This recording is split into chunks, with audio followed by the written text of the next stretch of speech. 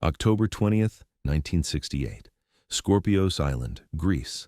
A small Greek Orthodox chapel, 40 guests, flickering candles.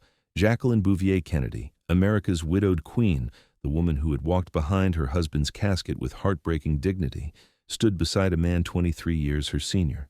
Aristotle Onassis, Greek shipping magnate, divorced, coarse, wealthy beyond imagination. The priest pronounced them husband and wife. In America, the reaction was immediate: fury, betrayal, disgust. Newspapers ran headlines like, "Jackie marries blank check." The Vatican newspaper called it a public sinner marrying for money. Former admirers turned vicious. How could she? How could America's grieving widow marry this man? But what the public didn't understand, what they refused to see, was the terror driving Jackie's decision. She had said it clearly after Bobby's death: "If they are killing Kennedys, my children are the #1 targets. I want to get out of this country." This wasn't a love story. This was an escape plan. If you want to understand why Jackie Kennedy fled America 5 months after Bobby's assassination, why she chose a Greek island fortress over the White House legacy, hit that like button. Because this isn't about gold digging. This is about a mother's desperate attempt to save her children from whoever was hunting the Kennedy family. November 22nd, 1963. Dallas, Dealey Plaza. Jackie Kennedy sat beside her husband in an open limousine, waving to crowds, smiling. Then, gunshots. The president's head exploded. Blood and brain matter sprayed across Jackie's pink suit. She crawled onto the trunk of the speeding car, reaching for pieces of her husband's skull. At Parkland Hospital, she refused to leave his side, refused to change her blood-soaked clothes. "Let them see what they've done," she said. For the next 5 years, Jackie lived with that trauma. Nightmares, insomnia, flashbacks, what we now call post-traumatic stress disorder. Biographer Barbara Leaming documented Jackie's symptoms: obsessive ruminations about the assassination, thoughts of suicide, sleep disturbances, paranoia. She couldn't escape it. Everywhere she went, cameras followed, questions followed. The world wouldn't let her grieve privately. She moved to New York, tried to build a normal life for Caroline and John Jr. But normal was impossible. She was America's most famous widow. The press stalked her. Paparazzi camped outside her Fifth Avenue apartment, and then came the anchor. The one person who could help her through it, Robert F. Kennedy. After JFK's death, Bobby became Jackie's lifeline. He visited constantly, helped raise Caroline and John Jr., became a surrogate father when his brother-in-law's responsibilities as Attorney General required attention elsewhere. Bobby had been there during her darkest moments before Dallas. When she miscarried, it was Bobby, not Jack, who stayed with her at the hospital. When Patrick died, just months before the assassination, Bobby comforted her. Now, after Dallas, Bobby was everything: her counselor, her protector, her children's father figure. Jackie supported Bobby's 1964 Senate run. When advisors urged him to enter the 1968 presidential race, Bobby reportedly said, "That depends on what Jackie wants me to do." Jackie didn't want him to run. She was terrified, but Bobby felt obligated. The Vietnam War was spiraling. Johnson was failing. The country needed leadership. So Bobby ran. And Jackie watched in horror as he moved through crowds, shaking hands, giving speeches, exposed. Just like Jack. June 5th, 1968, 12 a.m. Ambassador Hotel, Los Angeles. Bobby Kennedy had just won the California primary. The nomination was his. The presidency was his. He walked through a kitchen hallway toward a press conference. Jackie wasn't there. She was home in New York with the children. A gunman stepped forward. Siren, 8 shots from a .22 caliber revolver. Bobby fell. 25 hours later, he died.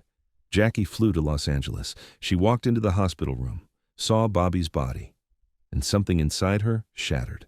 According to friends, Jackie became convinced, if they're killing Kennedys, then my children are targets. It wasn't paranoia. Martin Luther King Jr. had been assassinated 2 months earlier, April 4th. Race riots burned through American cities. Violence was everywhere, and the Kennedys, America's most famous political family, were being eliminated. Who was next? Ted Kennedy? Carolyn? John Jr.?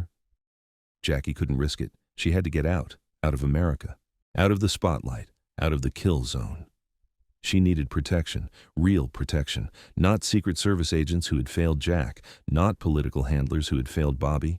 She needed a fortress. She needed money. She needed someone powerful enough to keep her children safe. She needed Aristotle Onassis.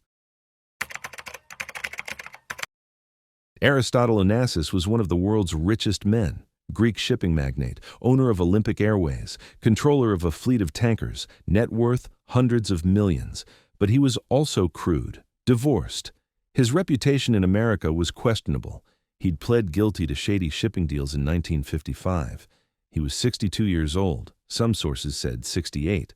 He smoked cigars, drank heavily, preferred belly dancers to ballet. Not exactly Prince Charming, but Jackie didn't need Prince Charming. She needed a shield. Onassis had been in Jackie's life for years. He'd comforted her after baby Patrick died in 1963, even inviting her on his yacht to recover.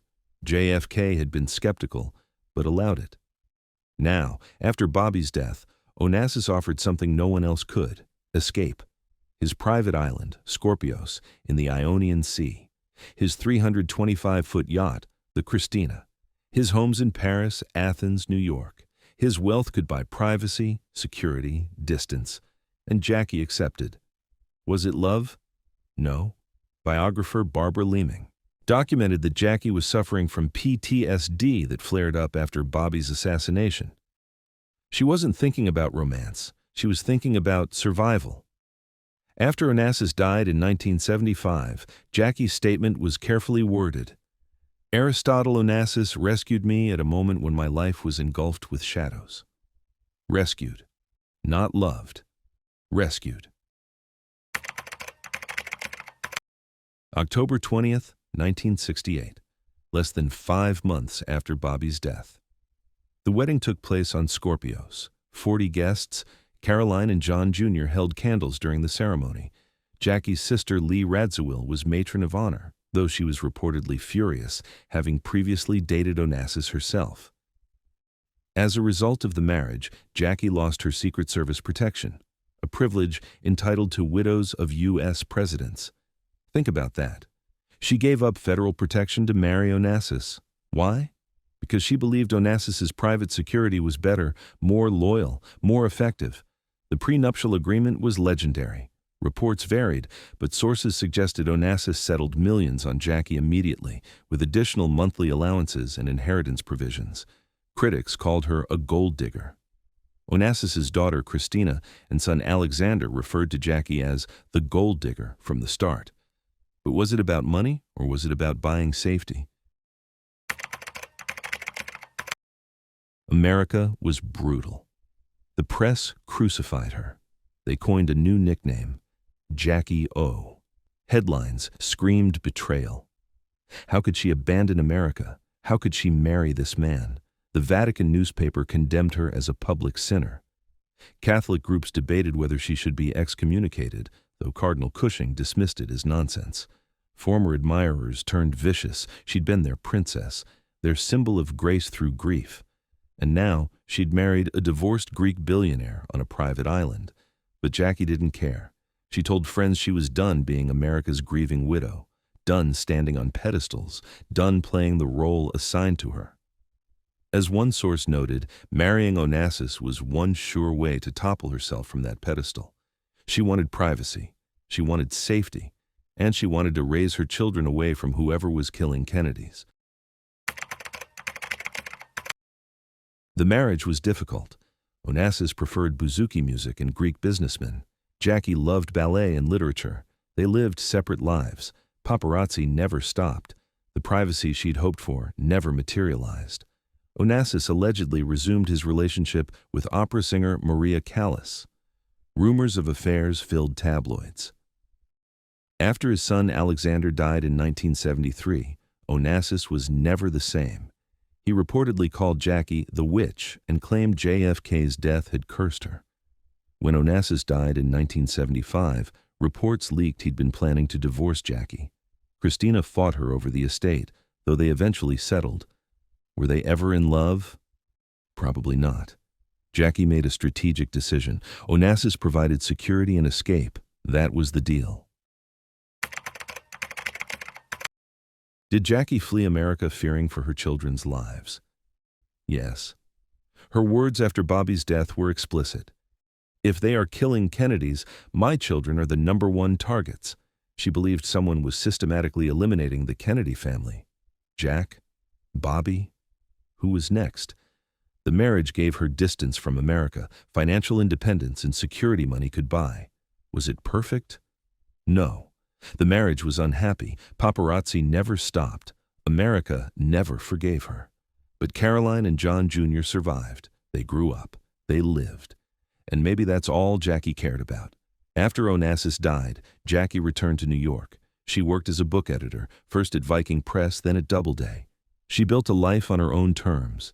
She died in 1994 at age 64 and was buried beside JFK at Arlington National Cemetery. Her son described her at the funeral as having 3 defining attributes: love of words, bonds of family, and spirit of adventure. But he left out one more: survival instinct. Jackie Kennedy survived 2 presidential assassinations, survived PTSD, survived a difficult marriage, survived public condemnation, and she kept her children alive. If this investigation made you reconsider the Jackie O story, hit that like button. Share this with anyone who thinks it was about money. Subscribe for more investigations into the hidden motives behind history's most famous decisions. Tell us, do you think Jackie was right to flee? Was she protecting her children, or was she just chasing Onassis's wealth? Because history isn't just what happened, it's also why it happened. And on October 20th, 1968, when Jackie married Aristotle Onassis, it wasn't about love or money. It was about escape from America, from the spotlight, from whoever was killing Kennedys. Thank you for watching. And remember, sometimes the bravest choice looks like betrayal.